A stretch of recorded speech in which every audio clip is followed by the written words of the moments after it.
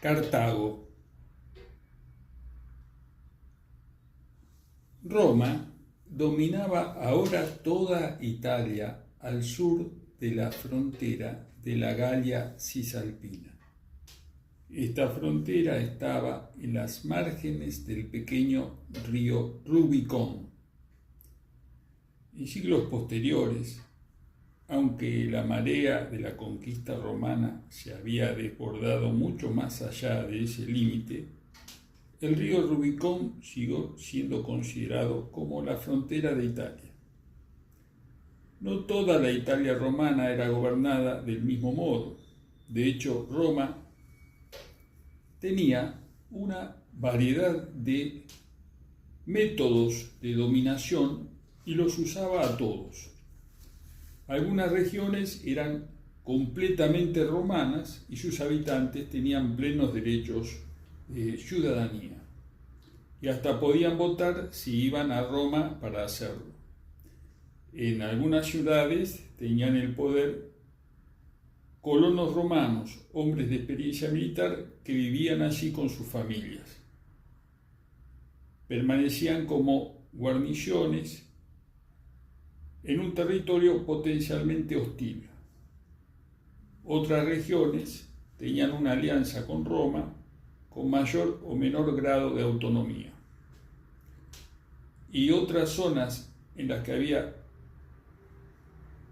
existido considerable enemistad hacia Roma estaban sometidas a un rígido control, con escasa o ninguna autonomía. Las ciudades o regiones podían cambiar de rango según su conducta y recibir mayores derechos como recompensas por su lealtad o degradadas como castigo a la deslealtad. En todos los casos, Roma tenía las riendas y arreglaba las cosas de modo de impedir que diferentes ciudades hiciesen causa común. Al colocar a distintas ciudades en diferentes sistemas de gobierno, hacía más improbable que hallaran todas una base para una acción común. A través de toda su historia, Roma mantuvo su ascendiente, en parte dividiendo las regiones gobernadas y en parte uniendo todo lo posible los intereses de cada una de ellas con Roma, por el temor o por la esperanza. La política de divide y triunfarás se hizo tan famosa que esa frase ha sido familiar para todas las generaciones siguientes hasta nuestra época. Roma ejercía ahora su dominación sobre más de 130.000 kilómetros cuadrados, con una población de unos 4 millones de habitantes. Un siglo después de haber sido arrasada por los galos, había llegado a ser una potencia mundial, en pie de igualdad con Cartago y los diversos reinos helenísticos. Como potencia mundial, y la última y la que más rápidamente había surgido, Roma tenía que despertar la envidia y las aprensiones de las viejas potencias. En particular, fue ahora Cartago la que se sintió alarmada, pues ella y Roma eran las dos grandes potencias del Mediterráneo occidental.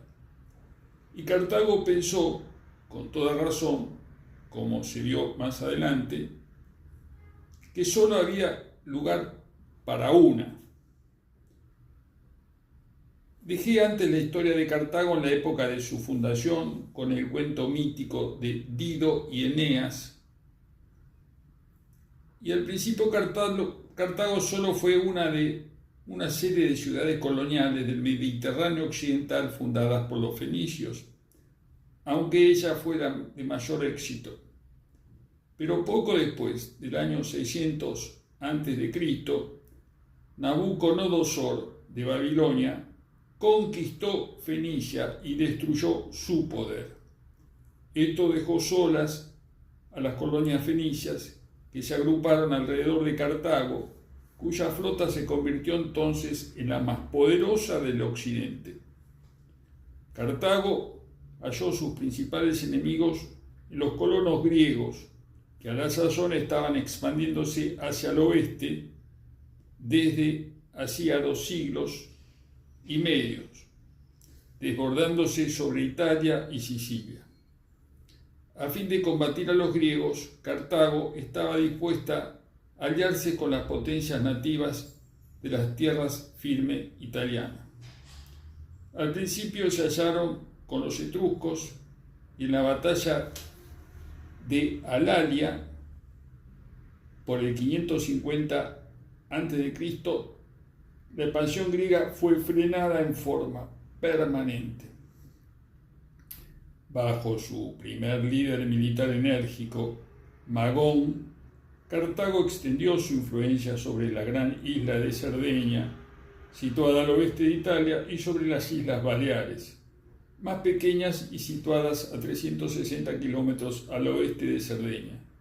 Se supone que en la más occidental de estas islas fundó una ciudad que en tiempos antiguos era llamada Portus Magonis, que aún se llama hoy Mahón. Cartago estableció puestos comerciales en las costas del Mediterráneo occidental y también efectuó exploraciones más allá del Mediterráneo. Hay oscuros relatos de expediciones del Atlántico que llegaron hasta las Islas Británicas y de otras exploraron la costa occidental del África y hasta quizás hayan circunnavegado este continente. El principal y duradero conflicto de Cartago en los siglos de su grandeza fue con los griegos de Sicilia. Los griegos habían ocupado los 2/3 orientales de la isla, pero los cartagineses tenían el tercio occidental, que incluía Panormo, la moderna Palermo, sobre la costa septentrional, y Lilibeo en el extremo occidental. Los avatares de la guerra en Sicilia variaban sin que se llegase nunca a una victoria completa de una parte u otra. Cuando los cartagineses tenían generales capaces, se adueñaban de toda la isla, excepto de Siracusa. Nunca pudieron capturar Siracusa. Cuando los griegos combatían bajo un jefe enérgico como Dionisio, Agatocles o Pirro se apoderaban de toda la isla, excepto Lilibeo, ciudad que nunca pudieron lograr capturar, Lilibeo. Pirro también fracasó en Lilibeo, y cuando abandonó Sicilia, en una clarividente profecía dijo: ¿qué campo de batalla dejo para los romanos y los cartagineses? Hasta entonces, Cartago y Roma habían sido amigas desde los 2 siglos y medio, pues tenían un enemigo común en los griegos. Ya en el 509 a.C., cuando Roma se hallaba aún bajo los tarquinos, Cartago había firmado un tratado comercial con Roma. En el 348 a.C., este tratado comercial fue renovado y todavía en el 277 a.C., Cartago y Roma formaron una alianza contra Pirro. Pero ahora Pirro se había marchado y las ciudades griegas de Italia habían sido tomadas por Roma, pero a Cartago le quedaba el viejo campo de batalla de Sicilia. Siracusa aún era fuerte y, después de la partida de Pirro, su general Hierón era el griego más destacado de Occidente. Había combatido bien bajo Pirro y era un hombre valiente y capaz.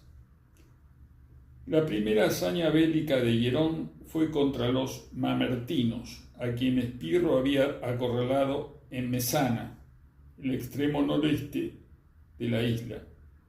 Ahora estaban surgiendo de nuevo y haciéndose estragos. Hierón marchó contra ellos, los derrotó en 270 a.C. y los confinó nuevamente a Mesana. Los agradecidos siracusanos lo hicieron rey con el nombre de Hierón II. Después de asegurar su dominación, Hierón decidió volver a Mesana en 265 a.C. y, en alianza con Cartago, arrasar para siempre la fortaleza mamertina.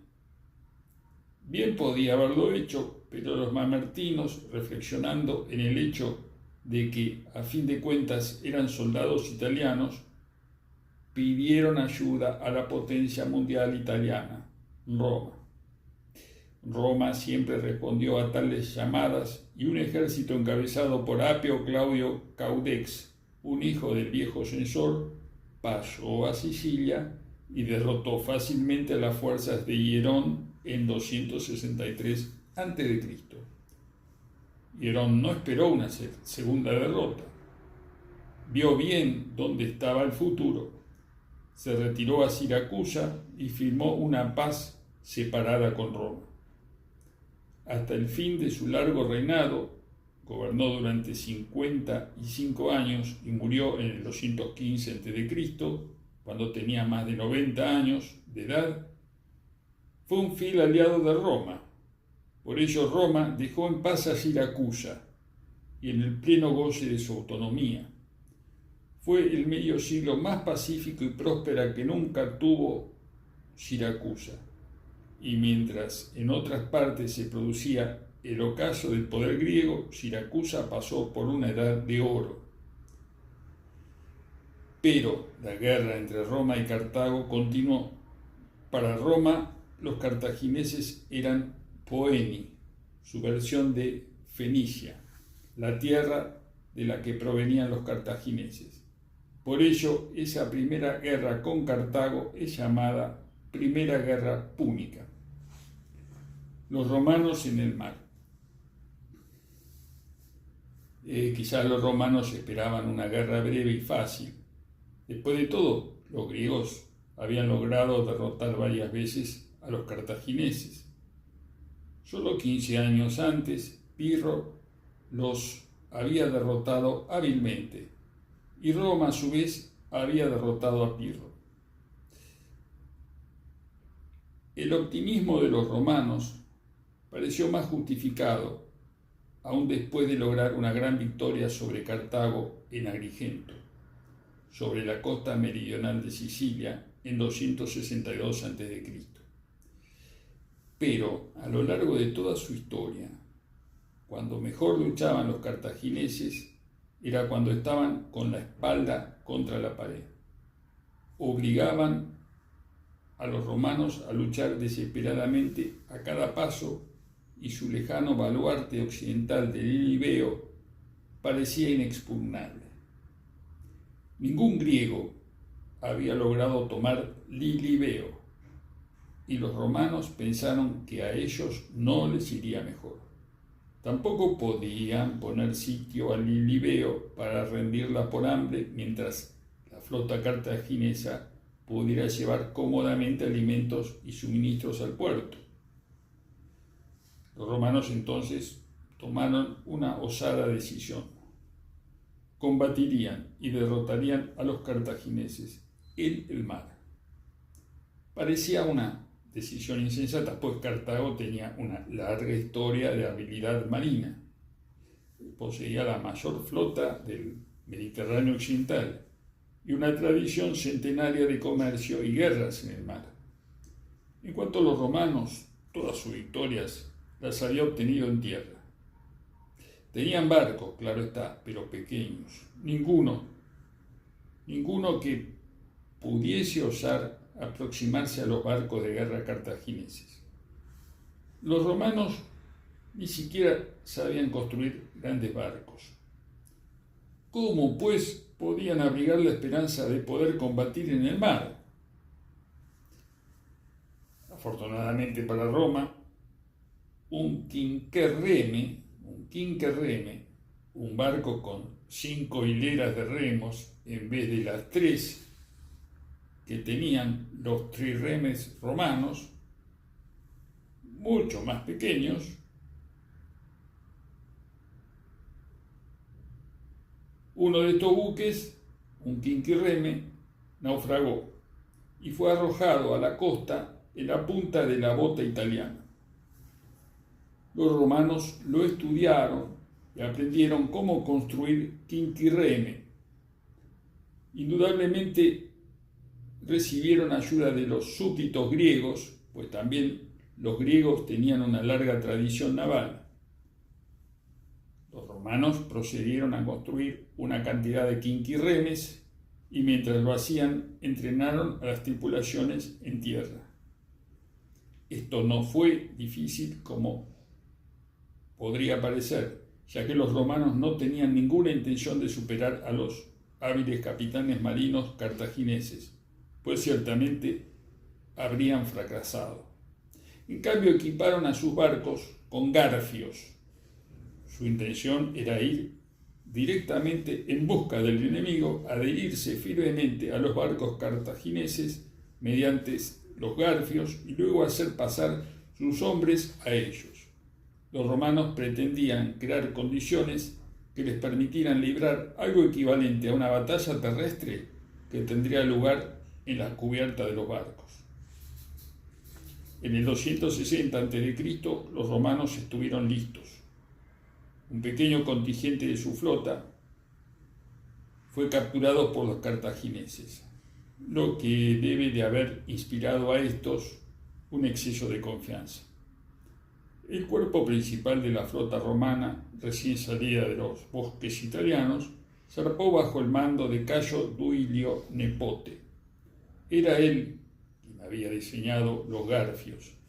Eran vigas con largas púas fijadas por debajo. Se las dejaba caer pesadamente cuando estaba junto al barco enemigo. Los pinchos se clavaban profundamente en la cubierta enemiga y los dos barcos permanecían unidos. La flota romana encontró a la cartaginesa frente a Milas, puesto marino situado a 24 kilómetros al oeste de Mesana. Los barcos se aproximaron, cayeron las vigas, se clavaron las púas y los soldados romanos se abalanzaron sobre los sorprendidos cartagineses, a los que derrotaron casi sin lucha. 14 barcos cartagineses fueron hundidos y 31 tomados. La reina de los mares fue derrotada por una recién llegado. Duilio Nepote obtuvo el primer triunfo naval de la historia romana, pero la voluntad de lucha de los cartagineses se mantuvo. Su fortaleza de Sicilia Occidental permanecía firme y los cartagineses tenían suficientes barcos y suficiente habilidad como para mantenerla aprovisionada. Los romanos entonces decidieron tomar otra medida e imitar a Agatocles, es decir, atacar a Cartago en su propio terreno, como había hecho aquel. En 256 a.C. se equipó una enorme flota de 330 trirremes y se la puso bajo el mando de Marco Atilio Régulo, quien era cónsul a la sazón. La flota bordeó la parte oriental de Italia, su talón, y navegó a lo largo de la costa meridional. A mitad de camino, frente a un lugar llamado Ecnomo, se encontró con una flota cartaginesa aún mayor. Se libró una segunda batalla naval, la mayor de todas las libradas hasta entonces, y nuevamente los romanos obtuvieron la victoria. Abatida temporalmente la potencia marítima cartaginesa, el camino quedaba despejado y los romanos enfilaron hacia la costa cartaginesa. Se repitió exactamente la misma situación que en tiempos de Agatocles. Los cartagineses no habían aprendido la lección, que su tierra no era inmune a la guerra, aún estaba desarmada y sin defensa, y Régulo no halló dificultad alguna para derrotar a los ejércitos cartagineses apresuradamente reclutados y en dominar la región. Finalmente apareció ante los muros de Cartago y cuando ésta, atemorizada hasta la locura, se mostró dispuesta a hacer la paz, Régulo planteó exigencias tan extremas que el gobierno cartaginés decidió luchar. Era preferible sucumbir combatiendo. Por entonces, estaba en Cartago un espartano llamado Jantipo. Hacía mucho que había pasado los tiempos de la grandeza militar de Esparta, pero la vieja tradición sobrevivía en los corazones de muchos espartanos. Jantipo habló audazmente y dijo a los cartagineses que habían sido derrotados no por los romanos, sino por la incompetencia de sus generales. También habló y tan convincentes sonaron sus palabras que los enloquecidos cartagineses le dieron el mando. Logró esforzadamente reunir un ejército al que agregó 4.000 jinetes y 100 elefantes. En 255 a.C. condujo sus tropas contra los romanos, debilitados desde hacía algún tiempo porque una gran parte del ejército había sido llamado a combatir en Sicilia. Régulo podía haberse retirado, pero decidió que el orgullo romano exigía que permaneciese en su puesto y luchara. Luchó, fue derrotado y tomado prisionero. La primera invasión romana de África terminó así, en un completo fracaso.